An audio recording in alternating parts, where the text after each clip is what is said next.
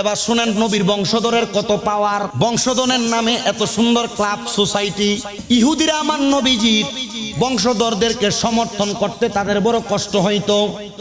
আমার রহমাতুল্লিল আলামিন নবীর কাছে অনেক মানুষ আইসা, অনেক সাহাবায়ে কেরাম আইসা নালিশ করতে লাগলেন, ইয়া রাসূলুল্লাহ, আপনার বংশধরদেরকে অনেক মানুষ অবহেলা করে। আল্লাহর হাবিব সাল্লাল্লাহু আলাইহি ওয়াসাল্লাম ইহুদির একজন নেতা ছিলেন, যার নাম ছিল মুনাব্বার। ওই মুনাব্বার ব্যক্তিকে আল্লাহর হাবিব বললেন, তোমরা যেহেতু আমার বংশধরদেরকে এত অবহেলাই করতে লাগতেছ, আসো না আমরা আমাদের সন্তানদেরকে নিয়ে দোয়া করব, তোমরা তোমাদের সন্তানদেরকে নিয়ে দোয়া করবা। বলে কেমন দোয়া করবেন? বলে আমরা দোয়া করব, তোমরাও দোয়া করবা। আল্লাহ যাদের দোয়া এই মুহূর্তে কবুল করবে এই ব্যক্তিরা হবে হক, আর নচেত যাদের দোয়া কবুল করবে না এরা হবে বেহক। বলে ঠিক আছে আসেন। এবার ইহুদিরা পরের দিন আসরের নামাজের পরে, আবার কোন কোন বর্ণনায় বলা হয়েছে ইহুদিরা পরের দিন ফজরের নামাজের পরবর্তী সময় সূর্য ওঠার আগ সময়ে এরা আগমন করলেন। রহমাতুল্লিল আলামিন নবীজি সামনে সামনে, ডাইনে এবং বামে ফাতেমা এবং মৌলা আলী রাদিয়াল্লাহু তাআলা আনহু, নবীর সাথে নবীর কলিজার টুকরা দুইজন নাতি হযরত ইমাম হাসান আর ইমাম হুসাইন রাদিয়াল্লাহু তাআলা আনহুমা, এদের কিনে আমার নবী যখন সামনের দিকে যায় ইহুদিরা ওনাদের সন্তানদের কিনে আগমন করতেছে। আমার রহমাতুল্লিল আলামিন নবীজি সামনের দিকে যখন যাচ্ছেন ইহুদিরা এদেরকে দেখা হঠাৎ করে রহমাতুল্লিল আলামিন নবীর কাছে একজন প্রতিনিধি প্রেরণ করলেন, ইয়া রাসূলুল্লাহ, ইয়া হাবিবাল্লাহ, নবী গো, আমরা দূর থেকে যা দেখলাম আপনি নবী কি তা লক্ষ্য করে দেখেছেন? আল্লাহর হাবিব প্রশ্ন করলেন, তোমরা কি লক্ষ্য করে দেখলাম? রহমাতুল্লিল আলামিন নবী গো, আমরা লক্ষ্য করে দেখলাম হযরত ইমাম হাসান ইমাম হুসাইন রাদিয়াল্লাহু তাআলা আনহুমা, তাদের দুইজনের চেহারার মধ্যে এমন একটা নূরের আলোক রশ্মি জ্বলতেছে যে আলোক রশ্মি আমাদেরকে আকর্ষিত করছে। ইয়া রাসূলুল্লাহ, আপনি এই মুহূর্তে আমাদের জন্য বদদোয়া করবেন না? আমরা জানি আপনাদেরকে যারা কষ্ট দিচ্ছে আপনি তাদের জন্য বদদোয়া করবেন। রাসূল সাল্লাল্লাহু আলাইহি ওয়াসাল্লাম নবী বলেছেন, আমি রাসূলকে আমার আল্লাহ বদদোয়া দেওয়ার জন্য এই দুনিয়ার জমিনে প্রেরণ করে নাই, শুধু দুনিয়াতে প্রেরণ করেছেন হুয়াল্লাযী আরসালা রাসূলাহু বিল হুদা ওয়া দীনিল হক লিইয়ুযহিরাহু আলা দীনি কুল্লিহি ওয়ালাউ কারিহাল মুশরিকুন। দুনিয়ার জমিনের মধ্যে সত্য ধর্ম এবং হেদায়েতের বাণী দিয়া পাঠাইছে।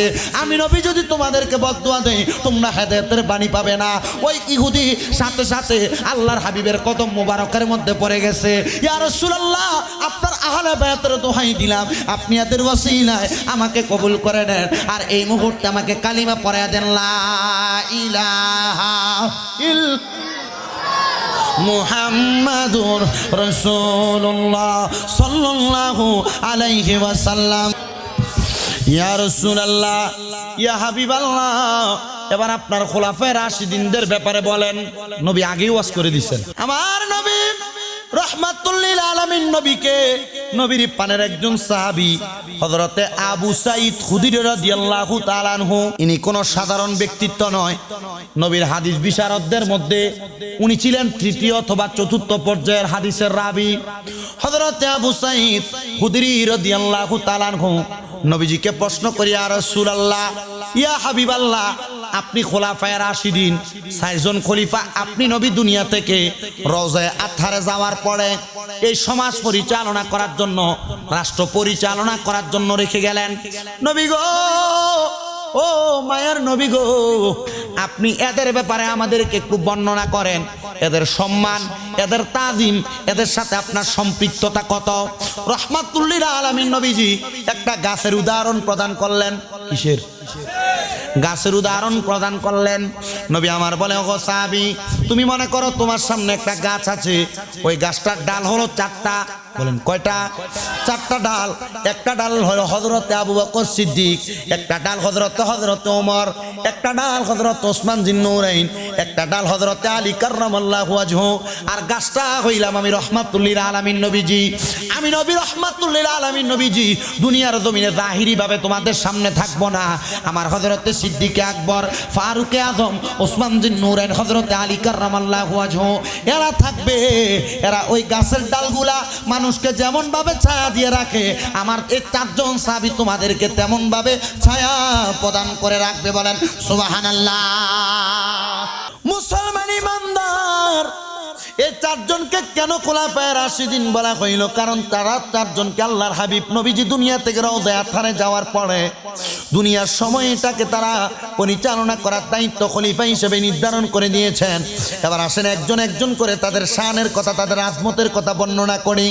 সর্বপ্রথম নবীর পানের সাহাবী হযরত আবু বকর সিদ্দিক রাদিয়াল্লাহু তাআলা আনহু, ওনার শান এবং আজমতের কথা যদি আমি আপনাদের কাছে বলতে যাই, হযরত আবু বকর সিদ্দিক রাদিয়াল্লাহু তাআলা আনহু এখনো ঈমান আনয়ন করে নাই। কি আনে নাই? এখনো ঈমান আনয়ন করে নাই। আমরা তো রেডিমেড ইসলাম পাইলাম, রেডিমেড। বাবা মুসলমান, দাদা মুসলমান, বড় বাবা মুসলমান, নামের খাতিরে আমরা মুসলমান। আর সিদ্দিক আকবর রাদিয়াল্লাহু তাআলা আনহু বাবা, চাচা, দাদা মুসলমান, এ খাতিরে ইসলাম পায় নাই। উনি ইসলাম পাইছেন রাহমাতুল লিল আলামিন নবীজির হাত মোবারকে হাত রাইখা বায়াত গ্রহণ কইরা। এজন্য বায়াতে রাসূল গ্রহণ করাকে পরিপূর্ণ মুসলমান হওয়ার মূল মাধ্যম বলা হয়। কি রাসূল গ্রহণ করা? আপনারা এখানে অনেকে আছেন আল্লাহর রাসূলদের বায়াত, অনেকে আছেন গৌসে মাইজবান্ডারের বায়াত, অনেকে বিভিন্ন আল্লাহর ওলিদের হাতে হাত রেখে বায়াত গ্রহণ করেছেন, করেন নাই? হযরত সিদ্দিক আকবর রাদিয়াল্লাহু তাআলা আনহু বলে, আমি এখনো ইসলাম ধর্ম গ্রহণ করলাম না। আমি শুধু রাহমাতুল লিল আলামিন নবী কি কি কর্ম করে আমি শুধু তাকায়া থাকতাম। নবীজির এমন কিছু কাজ আমি সিদ্দিক আকবরের কাছে পছন্দ হয়েছে। আমি সিদ্দিক আকবর রাদিয়াল্লাহু তাআলা আনহু নবীজির সম্মুখে মক্কা নগরীর কিছু গাছের নিচে দাঁড়ায় দাঁড়ায় দেখতাম। আমি তাকে দেখতাম, আমি রাহমাতুল লিল আলামিন নবীজির নিচে থাকতেন মাটির মধ্যে, আর আসমানের মধ্য থেকে অনেক মেঘমালা রাহমাতুল লিল আলামিন নবীকে ছায়া দান করতেন।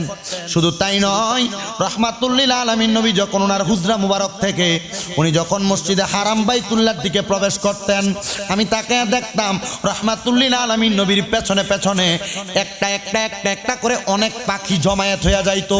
বলে কেন গো? বলে আমি তাকে দেখতাম একটা পাখিও রাহমাতুল লিল আলামিন নবীর সামনে যাইতেন না। কেন? আমি প্রশ্নটা একবার রাহমাতুল লিল আলামিন নবীকে না কইরা নবীর কাছে যিনি প্রথম ইসলাম গ্রহণ করেছে ওনার কাছে আমি জিজ্ঞাসিত করলাম, আল্লাহর হাবিবের সামনে কেন পাখিগুলা যায় না? বলে জানো না ওনার সামনে কেন যাবে? উনি হইল রাহমাতুল লিল আলামিন, ওনাকে এরা তাজিম করে, সম্মান করে, বিদায় তার সামনে যায় না। এই জন্য তারা সম্মানের কারণে, তাজিমের কারণে হযরত সিদ্দিক আকবর রাদিয়াল্লাহু তাআলা আনহু বলে, আমি যখন এমন শব্দ শুনতে পাইলাম, আমি একবার লক্ষ্য করে দেখলাম আল্লাহর হাবিব সাল্লাল্লাহু আলাইহি ওয়াসাল্লাম উনি ওনার মসজিদে হারাম থেকে বের হইয়া উনি অনেক খাবার আহার করতেন। ওই খাবারের মধ্যে থেকে রাসূল সাল্লাল্লাহু আলাইহি ওয়াসাল্লাম খেজুর দ্বারা ইফতার করতেন। কি দ্বারা? খেজুর দ্বারা ইফতার করতেন। নবীজি প্রত্যেক দিন যে খেজুর দ্বারা ইফতার করতেন, নবীর কাছে একটাই মাত্র খেজুর ছিল। কিন্তু নবীজি মসজিদে হারামের মধ্যে প্রবেশ করার পূর্ব মুহূর্তে রাহমাতুল লিল আলামিন নবীজি যখন মসজিদে হারামের দিকে যাইবেন, একজন ভিক্ষুক মানুষ, ফকির মানুষ রাহমাতুল লিল আলামিন নবীর দিকে হাত বাড়াইছেন। রাহমাতুল লিল আলামিন নবীজি যখন হাতটা বাড়াইলেন, নবীর আসমান মোবারকের ভিতর থেকে একটা খেজুর বের করে রাহমাতুল লিল আলামিন নবীজি পুরাটা খেজুর তার হাতের মধ্যে দিলেন। সুবহানাল্লাহ জোরে। হাতের মধ্যে দেওয়ার পরে ওই ভিক্ষুক রাহমাতুল লিল আলামিন নবীকে প্রশ্ন করলেন, ইয়া রাসূলুল্লাহ, আপনার কাছে আমি হাত বাড়ায় ভিক্ষা চাইলাম, আপনি আমাকে সম্পূর্ণ খেজুর দিলেন। এই খেজুর তো আপনি আমার কাছে আনেন নাই, আপনি জেনেছেন আপনি রোজা রাখার কারণে ইফতার করার জন্য এই খেজুর সম্পূর্ণ আপনি আমাকে প্রদান করলেন। কেন প্রদান করলেন? বলে আমি আমার ইফতার আমি পানি দ্বারা আহার করে শেষ করতে পারবো, কিন্তু তোমার ক্ষুধা তুমি পানি দ্বারা শেষ করলে তোমার ক্ষুধা নিবারণ হবে না, এই জন্য আমি এই পুরাটা খেজুর তোমাকে প্রদান করলাম। সিদ্দিক আকবর বলেন, আমার কাছে বড় মায়া লাগলো, আমার কাছে বড় আকর্ষণীয় লাগলো। হযরত সিদ্দিক আকবর এই এমন কয়েকটা দৃশ্য দেখার পরে রাহমাতুল লিল আলামিন নবীর কাছে, আমার নবী রাহমাতুল লিল আলামিন নবীর কাছে সিদ্দিক আকবর ঈমানের কালেমা পড়লেন।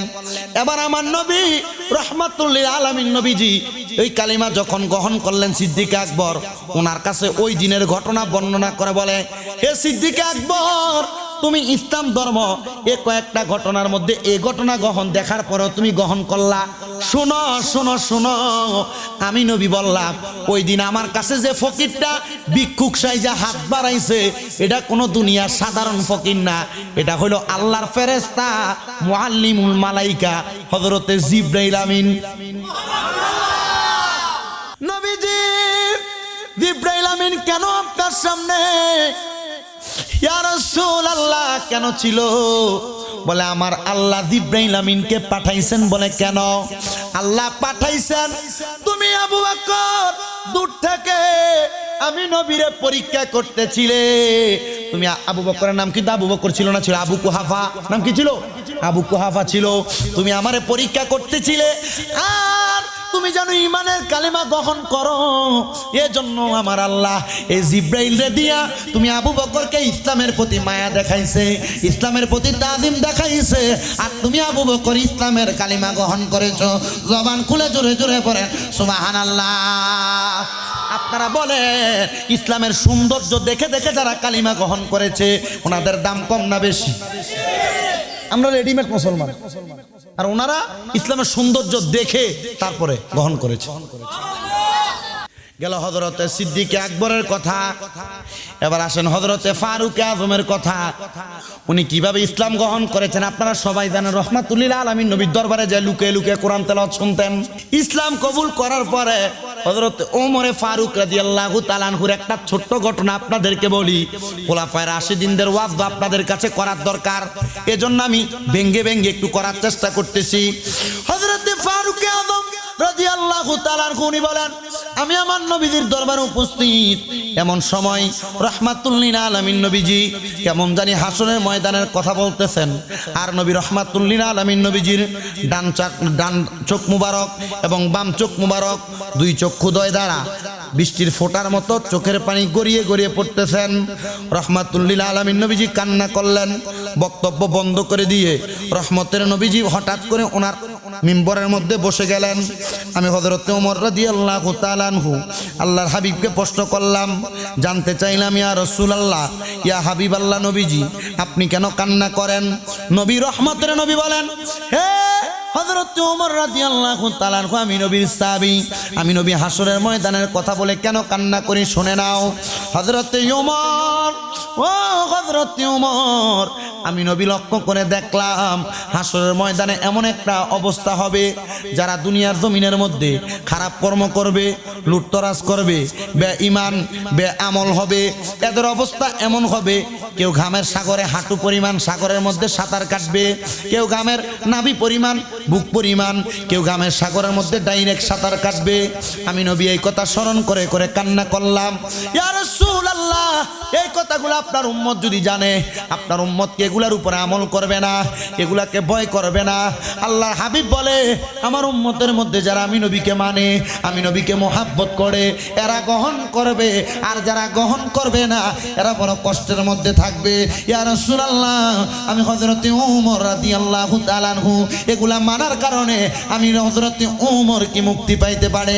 আল্লাহর হাবিব সাল্লাল্লাহু আলাইহি ওয়াসাল্লাম নবী ঘোষণা করে, ও হযরতে ওমর তুমি তো ওই দিনে মেনেছো যেই দিন তুমি আমি নবী রহমাতুল্লিল আলামিন নবীর হাত মোবারকে হাত রেখে কালিমার বাণী গ্রহণ করেছো। হযরতে ওমর শুনে রাখো, তোমার মতো করে আমি নবীর যত উম্মতেরা এমন ভাবে ইসলামটাকে মানবে, এরা কোনোদিন ওই কঠিন পরিস্থিতিতে পড়বে না। তোমার রাদিয়াল্লাহু তাআলা এই কথা শুনে উনিও কান্না করলেন। ওই ভরা মজলিসে 70 জনের উপরে সাহাবী ছিলেন। বলেন কয়জন সাহাবী ছিলেন? 70 জনের উপরে। এখন নবীজির পথ, নবীজির মত অনুযায়ী চলতে গেলে সুদ খাওয়া যাবে, গোশ খাওয়া যাবে, হারাম খাওয়া যাবে, পরের সম্পদ মেরে খাওয়া যাবে, মিথ্যা বলা যাবে, মুনাফিকি করা যাবে, ওয়াদা ভঙ্গ করা যাবে, কোনো কিছু করা যাবে না। হযরতে ওমরের শিক্ষা। হযরত ওমর বলে আমি ওই দিন ওই মজলিসে নবীজির কাছ থেকে 6টা জিনিস শিক্ষা গ্রহণ করেছি। 1 নাম্বার নবীজির জবান মুবারকের কথার তাসির, নবীজির জবান মুবারকের কথার দ্বারা নবীজির আমল। 2 নাম্বার নবীজির জবান মুবারকের কথার দ্বারা আমাকে আকর্ষিত করা। 3 নাম্বার নবীজির জবান মুবারকের কথা দ্বারা আমি হযরতে ওমরের চোখের দ্বারা পানি বাইর হওয়া। 4 নাম্বার 5 নাম্বার, আমি নবীজি রাহমাতুল্লিল আলামিন নবীজির জবান মুবারকের কথাগুলা যখন শুনতে পাইলাম, আমি তাকায় দেখলাম আমাকে যেমন তাসির করেছে তেমন নবীজির সাহাবায়ে কেরামদেরকেও তাসির করেছে। আর আমি তাকায় দেখলাম 6 নাম্বার, তারা ওই তাসির করার পরে রাহমাতুল্লিল আলামিন নবীর দরবারে হাসরের ময়দানের করুণ অবস্থা শুনে শুনে অনেক সাহাবায়ে কেরাম বেহুশ হয়ে মাটির মধ্যে গড়াগড়ি করেছে। আপনি হাসরের ময়দানের কথা এই মসজিদের ভিতরে জুমার নামাজে ওয়াজ হয় না? কথা বলেন না ইমাম সাহেব হুজুররা? আপনি তো হাসরের ময়দানের কথা শোনেন, চিন্তা করেন আজকে আসছি আর কি একটু 15-20 মিনিট একটু শুনে চলে যাব, কি হবে? এখান দিয়ে ঢুকান ওইখান দিয়ে বের করেন। জুমার নামাজে কোন রকম আসে 5 ওয়াক্ত তো ভুলুন, কি কথা বলেন না কেন? এই শীতকাল আসছে ইমাম সাহেব অনেক সময় মাঝে মাঝে 2-3 জন লোক নামাজ পড়া লাগে, আছে না নাই? বলেন না আছে না নাই? এ বলো 2 নাম্বার সাহাবী হযরতে ওমর ফারুক রাদিয়াল্লাহু তাআলা আনহু, হযরত ওমর রাদিয়াল্লাহু তাআলা আনহুর কথা। এবার ইসলামের 3য় খলিফা হযরতে ওসমান জিন্নুরাইন রাদিয়াল্লাহু তাআলা আনহু, যে ওসমান জিন্নুরাইন রাদিয়াল্লাহু তাআলা আনহুর বাবার নাম ছিলেন আফফান, বলেন না হযরতে আফফান। উনি বলেন আমার বাবা, আমি ওসমান জিন্নুরাইন রাদিয়াল্লাহু তাআলা আনহুর বাবা যখন দুনিয়ার জমিনের মধ্যে বেঁচে ছিলেন না, আমার বাবা তখনও আমাকে ইন্তেকাল করার আগে ওসিয়ত করেছে এমন একজন নবীর আগমন হবে যার কথা তাওরাত কিতাব, ইনজিল কিতাব, কয়টা কিতাব? এই 2টা কিতাবের মধ্যে বলা হয়েছে যার নাম আসমানে আহম্মদ, জমিনে মুহাম্মদ। আমি যদি কখনো ওনার সন্ধান পাই, আমি যেন ওনাকে গ্রহণ করি। আল্লাহর কসম, আমি ওনাকে এমন ভাবে গ্রহণ করেছি, আমি ইসলাম কবুল করার আগে রাহমাতুল্লিল আলামিন নবীজি ইসলামের জন্য যখন যা কিছু চেয়েছেন, আমি ওসমান জিন্নুরাইন রাদিয়াল্লাহু তাআলা আনহু ইসলাম গ্রহণ এখনো করি নাই, তখন থেকে নবীকে দিতে লাগলাম। রাহমাতুল্লিল আলামিন নবী আমার বলেন হযরত ওসমানের ব্যাপারে তোমরা শুনবা, আমার প্রথম কন্যা, নবীজির কন্যা ছিলেন 3 জন, বলেন কয়জন? 3 জনের মধ্যে 2 জনকে আমার নবী হযরত ওসমান জিন্নুরাইনের কাছে বিবাহ দিয়েছেন। প্রথম কন্যার ইন্তেকালের পরে দ্বিতীয় কন্যা বিবাহ দিলেন, দ্বিতীয় কন্যা বিবাহ দেওয়ার পরে তৃতীয় কন্যা মা ফাতেমাতুজ জাহরা রাদিয়াল্লাহু তাআলা আনহাকে হযরত আলী কাররামাল্লাহু ওয়াজহুর কাছে বিবাহ দিলেন। নবীজির 2টা কন্যা ইন্তেকাল, নবী হযরত ওসমানকে এত ভালোবাসতেন, এত মোহাব্বত করতেন, নবী আমার ডাক দিয়া ওসমান, আমি নবীর যদি আরেকটা কন্যা থাকতো আমি তুমি ওসমানের কাছে বিবাহ দিতাম। কম ভালোবাসলে কি একজনের কাছে 3টা মেয়ে বিবাহ দেওয়ার সমর্থন দিতেন? হযরত ওসমান বিন নুরাইন বলে আমি আমার নবীজির কাছ থেকে কয়েকবার জান্নাত ক্রয় করেছি। কি কিনছেন? তার মানে রাহমাতুল্লিল আলামিন নবী জান্নাত দিতেন, কথা বলে না? কি দিতেন? কি দিতেন? জান্নাত দিতেন। তো ইহুদিদের কাছে রাহমাতুল্লিল আলামিন নবী ছোট্ট 2টা বাচ্চার জন্য একটা খেজুর গাছের মালিকানা চেয়েছেন। কয়টা?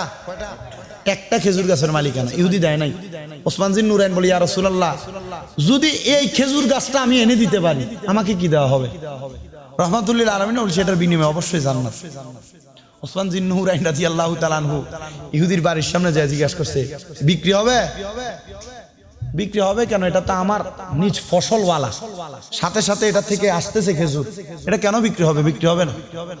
বলে যদি আমার এই বাগানটা দেখতেছে, বাগানের 100 খেজুর গাছ তোমাকে দিয়ে দেই। বলে কি বলো ওসমান জিন্নুরাইন?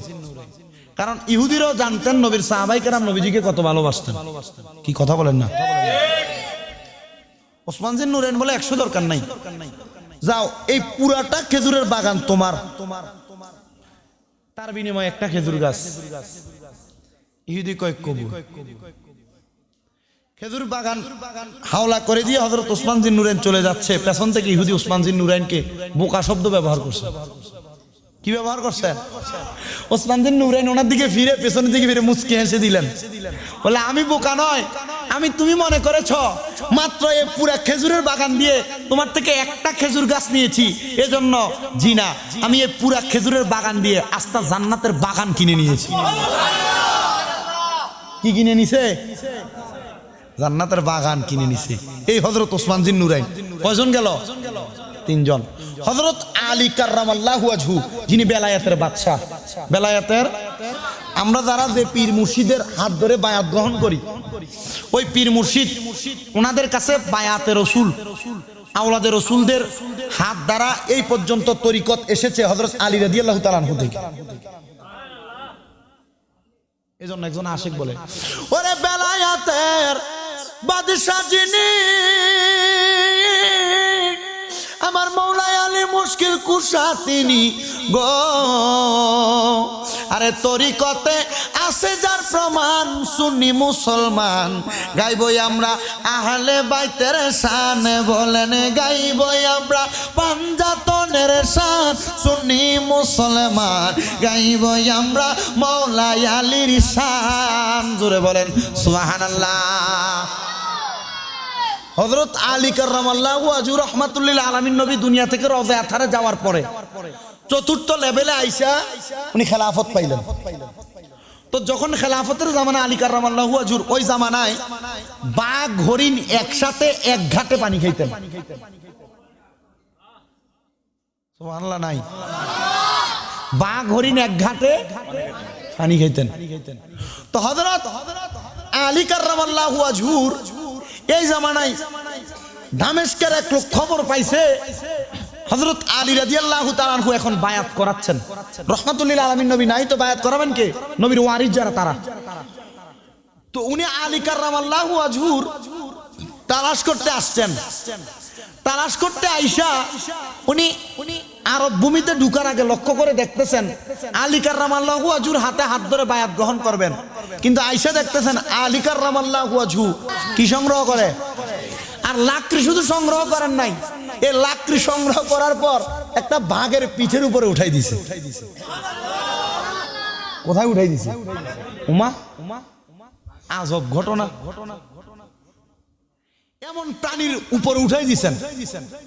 আবার কেউ কেউ এভাবে বলেছেন এটা বাঘ নয়, খচ্চর, গাধা অথবা উট, এগুলোর পিঠে এভাবে উঠাই দিছেন।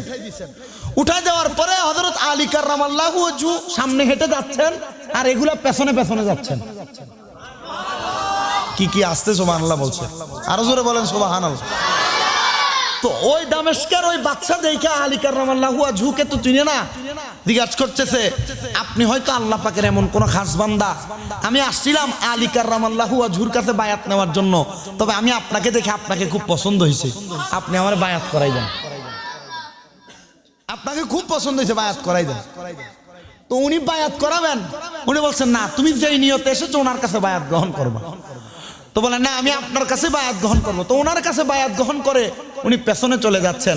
তো এক ব্যক্তি ওই বাচ্চার এলাকার একজন প্রজা দেখে তাকে প্রশ্ন করলেন কোথায় গিয়েছিলেন? বলে আলী কাররামাল্লাহু ওয়াজহুর কাছে বায়াত নিতে আসছিলাম, কিন্তু ওই যে ব্যক্তি উনি তো খুব কামেল, ওনার কাছে বায়াত গ্রহণ করেছি। বলে এটাই তো আলী কাররামাল্লাহু ওয়াজহু। উনি বেলায়েতের বাদশা ছিলেন, উনি আলেমের শহরের দরজা ছিলেন, উনি জান্নাতের মালিক 2 জনের বাবা ছিলেন, জান্নাতের রমণীদের সর্দারের স্বামী ছিলেন।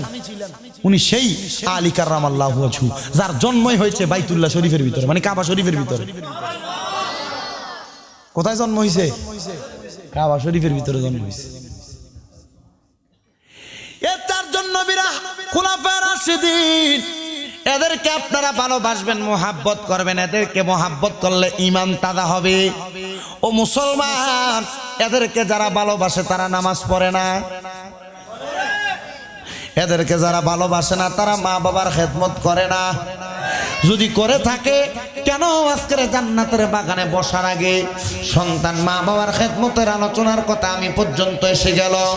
এজন্য আসেন আমরা এই দুনিয়ার সমাজে আহলে বায়াতের কথা স্মরণ করে, খুলাফায়ে রাশিদিনদের কথা স্মরণ করে, এরা যেই পথে চলেছেন আমরা সেই পথে চলার জন্য আমাদের জীবনকে প্রস্তুতি গ্রহণ করার তৌফিক যেন আল্লাহ আমাদেরকে মহান আহলে বায়াতের ওসিলায়, খুলাফায়ে রাশিদিনদের ওসিলায় দান করে। পড়ে সবাই জবান খুলে পড়েন আল্লাহুম্মা আমিন। সালাতুন ইয়া রাসূল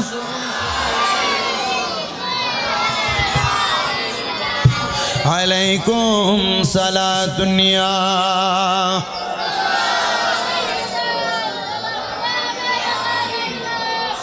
আমার মুসলমান ইমানদার বাবাজিরা ও নবীর উম্মতের দলেরা, যেহেতু আহলে বায়াতের কথা শুনলাম, খোলাফায়ে রাশিদিনদের কথা শুনলাম, তাহলে আল্লাহর নেককার বান্দা বেলায়েত প্রাপ্ত ওলিদের কথা একটু শোনার প্রয়োজন। আল্লাহ পাক রব্বুল আলামিনের বন্ধু হযরত আল্লামা শেখ সাদী রহমাতুল্লাহি আলাইহির নামটা আলেম সমাজ একটু বেশি জানে। সাধারণ পাবলিক যারা কোরআন সুন্নাহ এবং আউলিয়া কেরামের জীবনী গ্রন্থ পড়তে অভ্যস্ত তারা আপনারা অনেকেই জানেন আল্লামা শেখ সাদী রহমাতুল্লাহি আলাইহি দুনিয়ার জমিনে অনেক এলেম অর্জন করেছে। আল্লামা শেখ সাদী রহমাতুল্লাহ আলাইহি এমন এলেম অর্জন করার পরে দুনিয়ার জমিনের মধ্যে যখন চলাফেরা করে আল্লামা শেখ সাদী রহমাতুল্লাহি আলাইহির ওই এলেমের কারণে উনি দুনিয়ার কর্মব্যস্ততা সাংসারিক জীবনে বেশি সময় দেয় নাই। উনি বলতেছে আমি আমার সংসার জীবনের চাইতে আমি আমার এলেমের জগৎকে বেশি প্রাধান্য দিয়েছি। কোন জগৎ? এলেমের জগৎ। আমি নিজে দিতে পারতেছি না। মাহফিলের দাওয়াত এমন বাড়া বাড়ছে এটার কারণে নিজের পড়ার সুযোগ মাঝে মাঝে কমে যায়। আমি গত বছর পরীক্ষা দিছি কিভাবে, রাত্রে মাহফিল করে এসে এরপরে পরীক্ষা দিছি। ওই যে গ্যাপ ছিল দিনের বেলা কোনো কয় সুবহানাল্লাহ বলে, এটা নাউজুবিল্লাহ কয়েকবার বলার কথা, এটা আমার ক্ষতি। আমি এখানে বসে বসে আমার আগে হুজুর যখন ওয়াজ করে আমার কাছে একজন শুধু জানুয়ারি মাসের একটা ডেটের জন্য কত হাজার বার আমার কাছে বলছে নাই তো খালি আমার সুযোগ আছে যদি আমি জানুয়ারি পর্যন্ত, জানুয়ারির 1 থেকে 7 তারিখ পর্যন্ত, 7 তারিখ নির্বাচন না, আমি 1 থেকে 8 তারিখ পর্যন্ত মাহফিল রাখছি ইন্ডিয়া। কারণ বাংলাদেশে মাহফিল হয় না হয় এটা মানে গ্যারান্টি নেই, এই জন্য রেখে দিচ্ছি। এভাবে চলতেছে। তবে আপনাদের দোয়ায়, আমি ছোট মানুষ, আমার শরীরে জার্নিং সহ্য হয় না, খুব কষ্ট হয়, কিন্তু এই কষ্টের দ্বারাও কুমিল্লাতে আমার 6টা মাদ্রাসা চলে। কয়টা? দোয়া করবেন আপনারা, শুধু দোয়া করবেন। 6টা মাদ্রাসা চলে আমার। তো আল্লামা শেখ সাদী রহমাতুল্লাহ আলাইহি উনি সংসার জীবন থেকে কোনটাকে গুরুত্ব দিতেন? এলম অর্জন করাকে। তো ওনার একজন ছাত্র ছিলেন যে আল্লামা শেখ সাদীর কাছে সকাল সন্ধ্যা এলম অর্জন করতেন। একদিন আসার পর আল্লামা শেখ সাদী রহমাতুল্লাহ আলাইহির কাছে উনি পড়তেছেন, তো দুপুর গড়ায় যাওয়ার কারণে আল্লামা শেখ সাদী রহমাতুল্লাহ বলছে, বাবা দুপুর যেহেতু হয়ে গেছে খাবার খাইয়েই বাড়িতে যাইবা। কি খেয়ে বাড়িতে যাইবা? এ কথা বলে ছাত্রকে বসায় দিয়া আল্লামা শেখ সাদী রহমাতুল্লাহ আলাইহি ভিতরে গেছে বউ রান্না করছেন কিনা দেখার জন্য। ঘরের ভিতরে ঢুইকা দেখতেছে বউ মাটির পাতিল দুইটার ভিতরে একটাতে চাউল আর একটাতে সবজি কেটে রেখে দিছে, কিন্তু রান্না করে নাই। জিজ্ঞাসা করছে এখনো রান্না করো নাই? খাবারের বেলা গড়িয়ে যাচ্ছে। তো বউ রাগ করে ওই মাটির পাতিলাকে আল্লামা শেখ সাদী রহমাতুল্লাহ আলাইহির মাথার ভিতরে এভাবে বাড়ি দিছে। আচ্ছা আপনারা যদি আপনার বউ এভাবে আঘাত করতে, আপনি নাক মাকসি বেড়ে মারতেন না একটা? উল্টে ফিরে মারতেন না একটা? আল্লামা শেখ সাদী রহমাতুল্লাহ আলাইহি মুস্কি মুস্কি হাসে, আর বউকে উত্তর দিচ্ছে আমি এখন মাটির পাতিলার কাঁচাগুলো একটু ভারী, তো পাতিলার তলা ভেঙে গেছে, আর ওই কাঁচাটা গলার মালা যেমন গোলভাবে থাকে ওইটা আল্লামা শেখ সাদী রহমাতুল্লাহ আলাইহির গলার ভিতরে ভাবে লেগে গেছে। উনি বলছে আমি এই কথা এখন মানুষের কাছে বলবো, দেখো আমার স্ত্রী আমাকে মোহাব্বত করে একটা সুন্দর গলা দিছে, তোমার তো বদনাম করতে পারবো না। ওনার স্ত্রী ওনার কদমে পড়ে গেছে। আল্লাহর দোহাই এই কথা আপনি কারোর কাছে বললেন না, যদি বলেন তাহলে মানুষ আমাকে মন্দ বলবে, আপনাকে নয়। আল্লামা শেখ সাদী লাকড়ি সন্ধান করার কথা বলে ঘর থেকে বের হয়েছেন। ছাত্রকে বলছেন বাবা এখনো খাবার হয় নাই, পরে খেয়ে তারপরে যাইবা, আমি একটু লাকড়ি আনি। ছাত্র ভিতরে যে কাহিনী হয়েছে আওয়াজ শুনছে কিনা? ছাত্র বলছে হুজুর আল্লাহর রাস্তায় মাফ চাই, খাবারের দরকার নেই। বলে কেন? বলে যে অবস্থা দেখেছি হুজুর, আপনার স্ত্রী আপনার সাথে সুন্দর আচরণ করতেছে না, আপনি চাইলেই তো আরেকটা বিবাহ করতে পারতেছেন। বলে কি বলো? 3টা শয়তান লালন পালন করতেছি, আমি কি আরো 2টা বাড়াইয়া 5টা শয়তান লালন পালন করব? 3টা লালন পালন করার ক্ষমতাই তো আমার কাছে নেই। কয়টা? তিনটা লালন পালন করার ক্ষমতা আমার কাছে নাই, তুমি আর দুইটার কথা। হুজুর কেন? বল রাহমাতুল লিল আলামিন নবীজি হাদিস শরীফের মধ্যে এভাবে বলছেন যে একজন পুরুষকে পথভ্রষ্ট করার জন্য একটা শয়তান তার সাথে আছে, একজন মহিলাকে পথভ্রষ্ট করার জন্য দুইটা শয়তান তার সাথে আছে। তা আমার সাথে একটা, আমার স্ত্রীর সাথে দুইটা, মোট কয়টা? তিনটা। এখন আরেকটা করলে কয়টা হবে? 5টা। বাবা সম্ভব না, তুমি বসো। ওই ছেলেকে বসে যে আল্লামা শেখ সাদী রহমতুল্লাহ আলাইহি উনি জঙ্গলে গেছেন কাঠ নেওয়ার জন্য, গাছ থেকে ভেঙে ভেঙে ফালাচ্ছেন। উনি এক কাঠ নেওয়ার মতো উপযুক্ত হয়েছে কিনা নিচে তাকায় দেখতেছেন, ওনার যে কাঠ সমপরিমাণ উনি নেওয়ার উপযুক্ত হয়েছে, কিন্তু একটা ভাগ নিচ থেকে উপরের দিকে তাকিয়ে আছে আল্লামা শেখ সাদীকে খাবার জন্য। আল্লাহু আকবার। নাই আল্লামা শেখ সাদী রহমতুল্লাহ আলাইহি নিচের দিকে ভাগকে দেখা উনি লাকড়ি আরো বেশি করে ভাঙতেছে, লাকড়ি বেশি করে ভাঙতেছে। তো ভাগ হয়তো মনে করছে আর কি, এভাবে উল্লেখ করছে ঘটনাটা, মনে করছে যে দেখে ভাগকে দেখে ভয়ে নামতেছে না, ভাগ আড়ালে লুকাইছেন। আল্লামা শেখ সাদী আরো বেশি ভাঙ্গা নিচে নাইবা ভাগকে ডাকতেছে, আমার লাকড়ি বেশি, আমার নেওয়ার উপযুক্ত না, তুমি এসে সহযোগিতা করে অর্ধেক নিয়ে দাও। কারণ আমাদের একটা কৌল আছে, মাল্লাহুল মাওলা ফালাহুল কুল। যেই ব্যক্তি মাওলার হয়ে যায় সারা দুনিয়া তার হয়ে যায়, সারা জগৎ তার হয়ে যায়। তো ওই শেখ সাদী এলেম অর্জন করতে যায় মাওলার হয়ে গেছেন। এলেমের চাইতে সবচাইতে বেশি রিয়াজত আর কিছু নাই। এলেম অর্জন করার চাইতে বড় রিয়াজত কিছু নাই। শিক্ষা গ্রহণ করা সবচেয়ে বড় রিয়াজত, শিক্ষা অর্জন করা সবচাইতে বেশি রিয়াজত। আল্লামা শেখ সাদী রহমতুল্লাহ আলাইহি বাঘের পিঠে করে ওনার লাকড়ি ওই জায়গায় নিয়ে সংগ্রহ করে বাড়িতে নিয়ে দিচ্ছেন, যেন একদিন বেশি লাকড়ি দ্বারা রান্না হয় আর উনি একদিন বেশি এলম অর্জন করতে পারেন। এখন আপনারা বলেন ওই আউলিয়ারা কি সাধারণভাবে ওই এলম অর্জন করছেন? ও আল্লামা শেখ সাদী রহমতুল্লাহ আলাইহি আপনি এই এলম কিভাবে অর্জন করলেন? উনি বলেন আমার আম্মা জান এবং আমার আব্বা জান তারা দুইজন একসাথে হয়ে একটা দোয়া করছেন আল্লাহর কাছে। আল্লামা শেখ সাদী রহমাতুল্লাহ আলাইহি আল্লাহ পাক রব্বুল আলামিনের কাছে আপনার বাবা কি দোয়া করেছেন? আপনারা বলেন বাবাজিরা, আমার আল্লাহ পাক রব্বুল আলামিন দুনিয়ার জমিনের মধ্যে মা বাবার দোয়া অনেক তাড়াতাড়ি কবুল করে নেয়। ও মুসলমান ইমানদারের দলেরা, নবীর উম্মতের দলেরা, আশিক রাসূল ভাই বাবারা, হযরত আল্লামা শেখ সাদী রহমাতুল্লাহ আলাইহি বলেন আমার বাবা আমার জন্য ওই দোয়াটাই করে দিয়ে গিয়েছেন, যে এমন দোয়া আল্লাহর কাছে বারবার বলেছেন, আল্লাহ রাব্বুল আলামিন আমাদের গর্ভে এমন একটা সন্তান দান করো যেই সন্তান আমাদের দুনিয়াতেও কাজে লাগবে, আখিরাতেও কাজে লাগবে। হে আমার মুহিব্বানে পাক পাঞ্জাতন সোসাইটি ক্লাবের সদস্যবৃন্দরা, আজকে তোমরা এই জান্নাতের বাগান 4 বছর পর্যন্ত অতিবাহিত করতেছ, এই জান্নাতের বাগান মাহফিল সাজাইতেছ।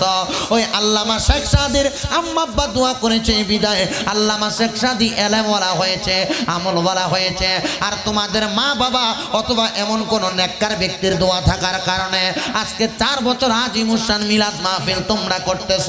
আপনারা মোহাব্বতের আওয়াজে বলেন এই মাহফিল যারা যারা করতেছে, যাদের টাকা পয়সা ধন দৌলত এখানে পরিশ্রম লাগতেছে, আমার আল্লাহ চাইলে তাদেরকে দুনিয়া এবং আখিরাতের জিম্মাদারি দিতে পারে কি পারে না? এই জন্য মা বাবার নেক দোয়া পাওয়ার জন্য, মা বাবার খাস দোয়া পাওয়ার জন্য আপনাদের কদমের কাছে হাত দিয়ে দিয়ে বলবো, যদি দুনিয়াতে কোনোদিন আম্মা আব্বার সাথে অন্যায় করে থাকেন, আম্মা আব্বার মনে কষ্ট দিয়ে থাকেন, আম্মা আব্বার কলিজার মধ্যে আঘাত দিয়ে থাকেন, এখান থেকে বাড়িতে যাইবেন। বাড়িতে যাওয়ার পরে আব্বা এবং আম্মা জানের পাগুলার মধ্যে ধরবেন, ধরে বলবেন ও আব্বা জান, ও আম্মা জান, আপনাদের কদমে ধরে ধরে মাফ চাইতেছি, আল্লাহর ওয়াস্তে আমি সন্তানকে মাফ করে দেন। যতক্ষণ পর্যন্ত আপনার মা আপনার বাবা মুখ দিয়ে বলেছে আপনাকে মাফ করে দিয়েছে, ততক্ষণ পর্যন্ত আপনি আপনার মা বাবার কদম ছাড়বেন না। বলে হুজুর কেন এমন কথা বললেন? আরে বাবা, আজকের মাহফিল সফল হবে কিনা এটার গ্যারান্টি কেউ দিতে পারবে না, তবে এই গ্যারান্টি আমি একজন বলে দিয়ে যাচ্ছি, এই মাহফিল সফল হবে তখন যখন আগামীকালকে এলাকার মুরব্বীরা এলাকার দোকানে বসে বসে বলবে, হ্যাঁ শামীম রেজা কুমিল্লা থেকে ওয়াজ করে দিয়ে গেছে আইসা, আমার সন্তান ওয়াজ থেকে বাড়িতে যে আমি বাবার পায়ে ধরেছে, এলাকার মা বোনেরা একজন আরেকজনের কাছে বলবে শামীম রাজা ওয়াজ করে দিয়েছে, আর ওয়াজ করার কারণে আমার সন্তান বাড়িতে গিয়ে আমার পায়ে ধরে মাপ চাইছে। ও সন্তানের দলেরা অনেকে চিন্তা করতেছেন আপনি তো মা বাবার সাথে কোনো অন্যায় করেন নাই, আপনিও কি মা বাবার কদমে ধরবেন নাকি? হা হা হা, মা বাবার কদমে ধরে মাপ চাইবেন। মা বাবার কদমে ধরলে আপনার সম্মান বাড়াইয়া দেয় একজন, তিনি কে?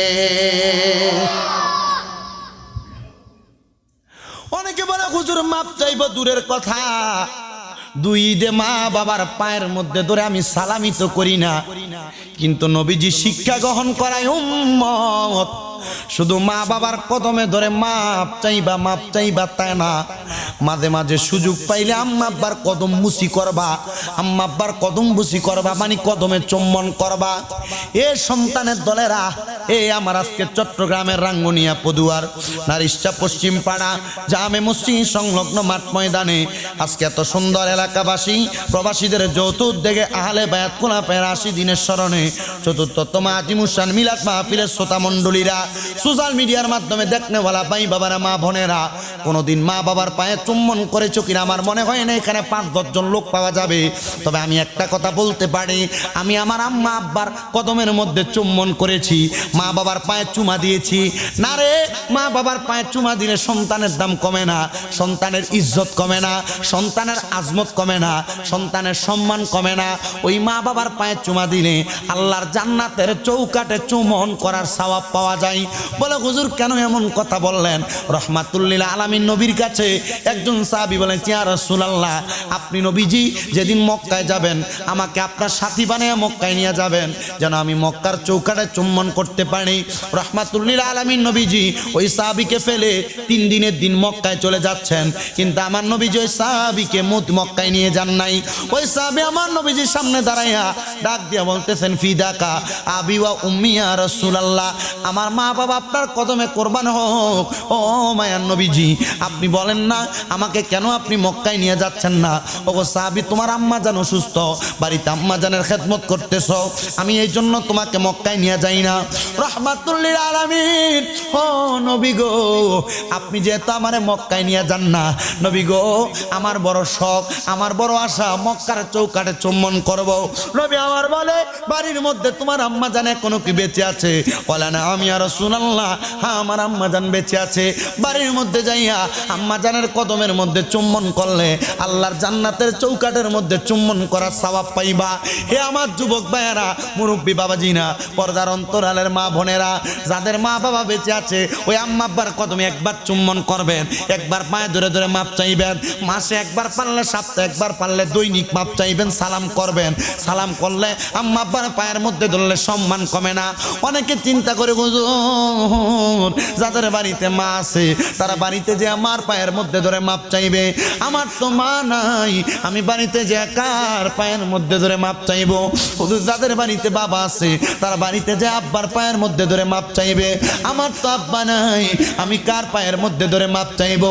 সন্তান চিন্তা কইরো না, আল্লাহর হাবিব ঘোষণা করে দিয়েছেন, যাদের মা বাবা ইন্তেকাল করেছে, মাপ চাওয়ার যদি কোনো সুযোগ না থাকে, ওই সন্তান যদি তার মায়ের জন্য তার বাবার জন্য আল্লাহর দরবারে হাত বাড়িয়ে দোয়া করে, রব্বির হামহুমা কামা রব্বায়ানি সগীরা ওয়া কুর রব্বির হামহুমা কামা রব্বায়ানি সগীরা, ওই সন্তান চোখের মণিকোটার মধ্যে একটা মাছির মাথা পরিমাণ পানি ছেড়ে দিয়ে কান্না করে, ওই পানিটা মাটিতে পড়ার আগে আমার আল্লাহ তার মা বাবার জীবনের গুনাহ মাফ করে দেয়।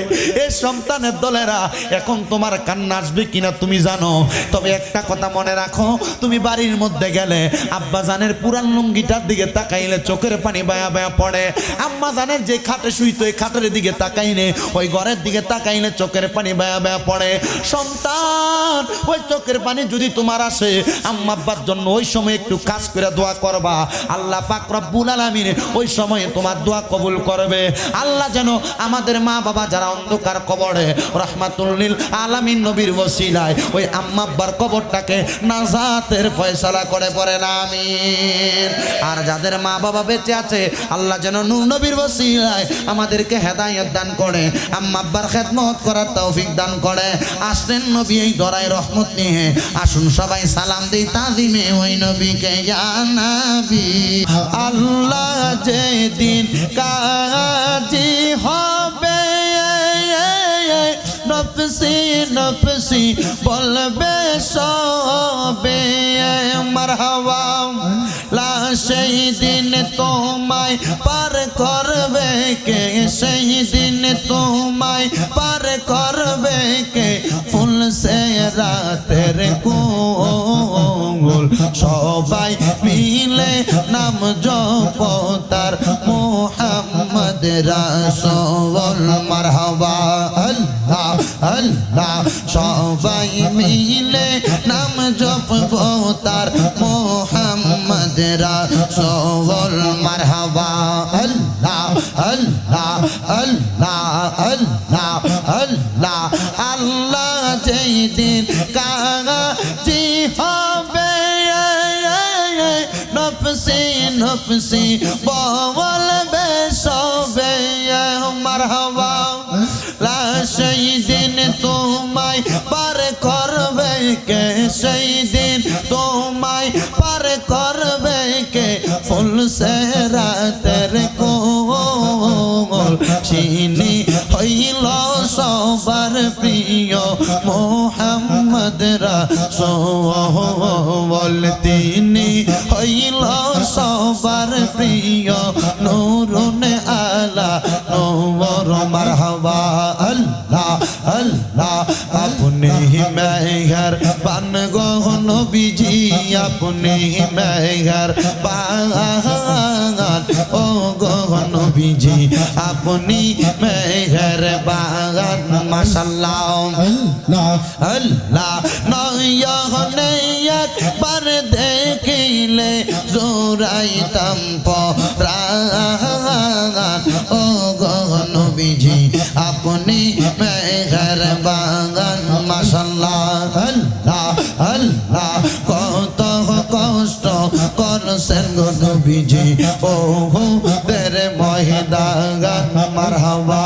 আল্লাহ আল্লাহ কত কষ্ট করছেন গো নবীজি, ও তেরে ময়দান দন্ত মুবারক শহীদ করলো, দন্ত মুবারক শহীদ করলো কাফের বেঈমান ও গো নবীজি, আপনি মেহের বাগান মাশাআল্লাহ। আল্লাহ আল্লাহ আপনি মেহের বান গো নবীজি, আপনি মেহের বাগান ও গো নবীজি, আপনি মেহের বাগান মারহাবা।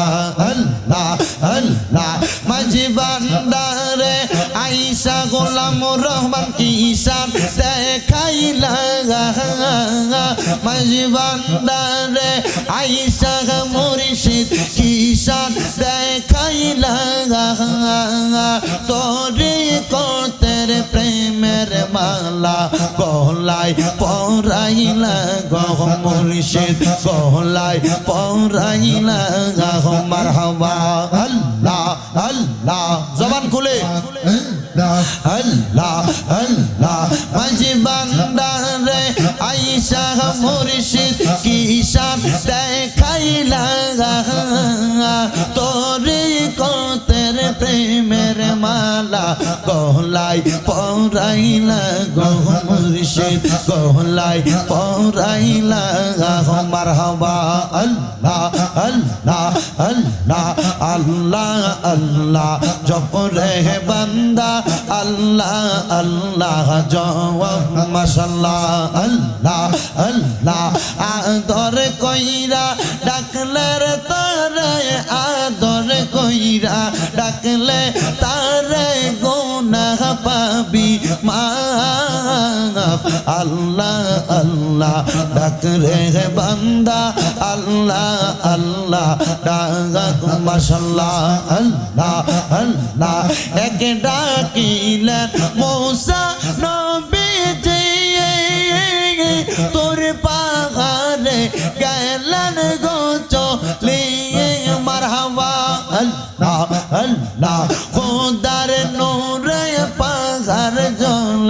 মৌসা তো জলে না রে আমি কি নাম দইরা রাখবো তোমারে মারহাবা আল্লাহ আল্লাহ লা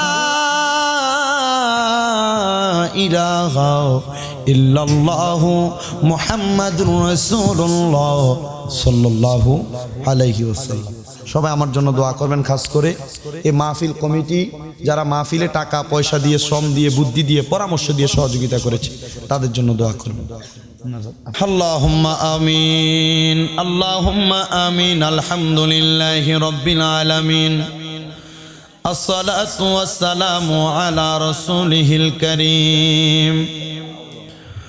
রব্বানা আতিনা ফিদ দুনিয়া হাসানাতাও ওয়া ফিল আখিরাতি হাসানাতাও ওয়া কিনা আযাবান নার ওয়া কিনা আযাবাল সাখরাতুল মাউত ওয়া কিনা আযাবাল কবর ওয়া কিনা আযাবাল হাসর ওয়া কিনা আযাবাল ফুসরাত ওয়া কিনা আযাবাল ইয়াউমাল কিয়ামাহ। মাবুদ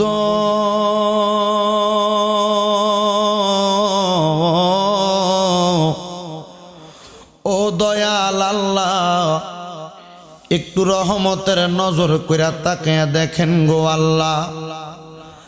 রাত্র গভীর হয়ে গেছে, আমি মুসাফির মোহাম্মদ শামীম হোসেন রেজার সাথে এই চট্টগ্রাম জেলার অন্তর্গত রাঙ্গুনিয়া পদুয়া নারিশা পশ্চিম পাড়া জামে মসজিদ সংলগ্ন মাঠ প্রাঙ্গণে মুহিব্বানে পাক পাঞ্জাতন সোসাইটি ক্লাব ও এলাকাবাসী প্রবাসীদের যৌথ উদ্যোগে আহলে বায়াত ও খোলাফায়ে রাশিদিনের স্মরণে চতুর্থতম আজিমুশান মিলাদ মাহফিলের ইন্তেজাম করে আমার সঙ্গে আমার আলেম উলামা ভাই বাবারা, বিশেষ করে দাড়ি পাকা মুরব্বী বাবারা, যুবক নওজোয়ান ভাইয়েরা, ছোট ছোট মাসুম বাচ্চারা হাত বাড়াইছে। আল্লাহ, যার হাতটা আপনার কাছে মায়া লাগে, পছন্দ হয়, ওই হাতের উসিলাই আমাদের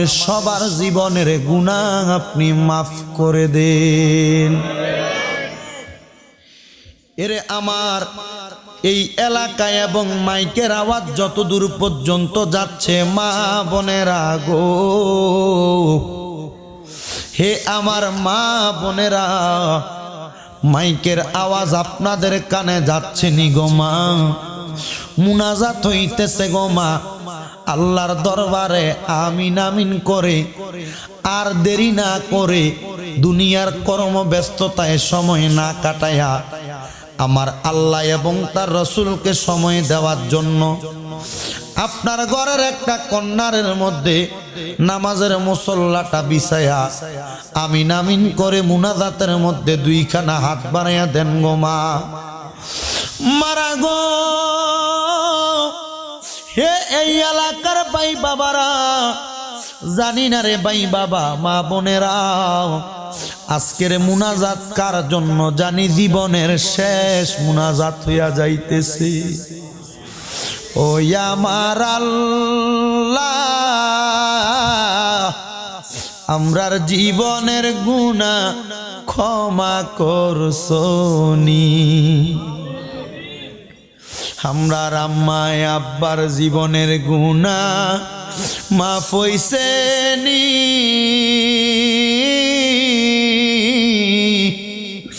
দাদা দাদির কবরের আযাব বন্ধ হইছে নি। রব্বুল আলামিন আল্লাহ, আজকের এই মুনাজাতে একটা শ্রেণীর মানুষ হাত বাড়াইছে গো, যাদের জগতের মধ্যে বাবা নাই, যেই বাবা রিক্সা চালায়া মাটি কাইটা মাথার ঘাম পায়ে ফালাইয়া পরের বাড়িতে বদলার কাজ কইরা রোদে পুইরা মেঘে বিজার সন্তান রে মানুষের মতো মানুষ করার জন্য আব্বাজান নিজের রক্তকে পানি বানাইছে। আল্লাহ জানি না কার জানি এমন আব্বা জান অন্ধকার কবরে, এমন বাবা যাদের অন্ধকার কবরে রে আল্লাহ, বাবার কবরটাকে আপনি নাজাতের ফয়সালা করে দে আল্লাহ।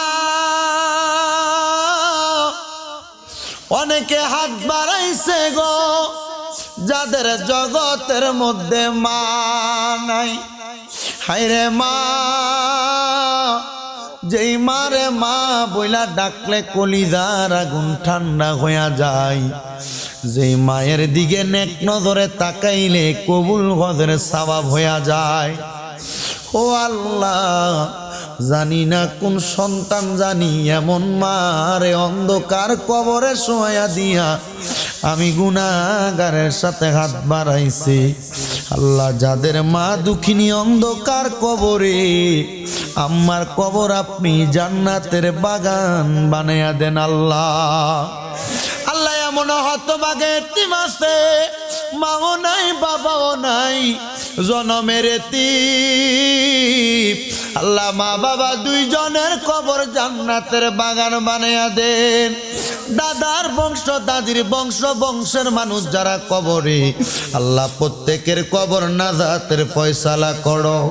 ও আল্লাহ, আমরা যারা হাত বাড়াইলাম, যাদের মা বাবা বেঁচে আছে, হায়াতে তৈয়বা নসিব করো।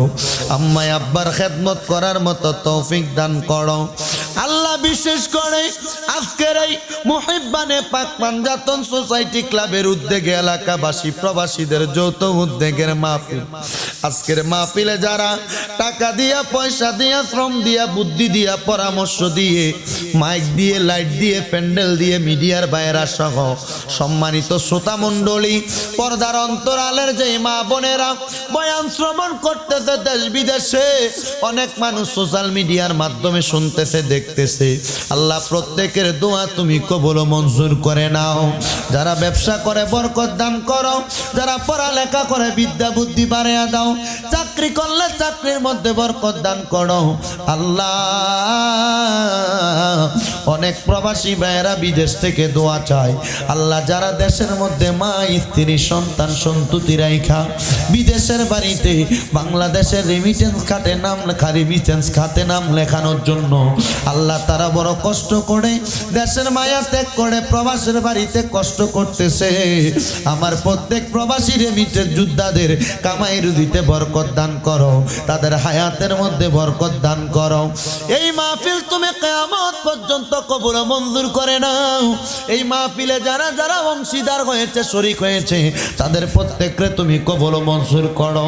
আমি পাপী মানুষ, আমি মূর্খ মানুষ, আমি নাকামদার নালায়েক মানুষের জবান দ্বারা মহান আহলে বায়াত পাকে পাঞ্জাতনের বয়ান হয়েছে, খোলাফায়ে রাশিদিনদের আউলিয়া কেরামের বয়ান হয়েছে, আম্মা আব্বার প্রতি তাজিমের বয়ান হয়েছে।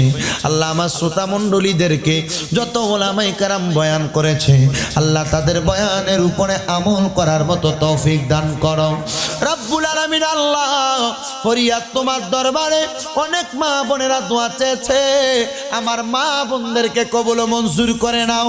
এখানে অনেক বয়োজ্যেষ্ঠ মুরব্বীরা আছেন, আল্লাহ তাদের প্রত্যেককে কবুল ও মঞ্জুর করে এই মাহফিলের সর্বসাকুল্য সুন্দর সাফল্য কামনা করে।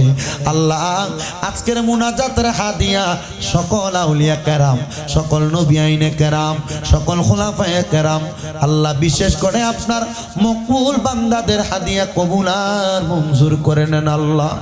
আর মরণের আগে আমাদেরকে একবার তাওয়াফে বাইতুল্লাহ, জিয়ারতে রওজে রাসূলুল্লাহ নসিব করায়েন আল্লাহ। মদিনা না দেখা যদি মারা যাই, মরার পরে রুহটা মদিনা মদিনা বলে কান্না করবে। মরণের আগে একবার নবীর নূরানি চেহারা মুবারক দেখাইয়া আমাদের সকলের দিলে জবানে মধুর ঈমানি কালেমা পড়ায়েন, লা ইলাহা ইল্লাল্লাহু মুহাম্মাদুর রাসূলুল্লাহ সাল্লাল্লাহু আলাইহি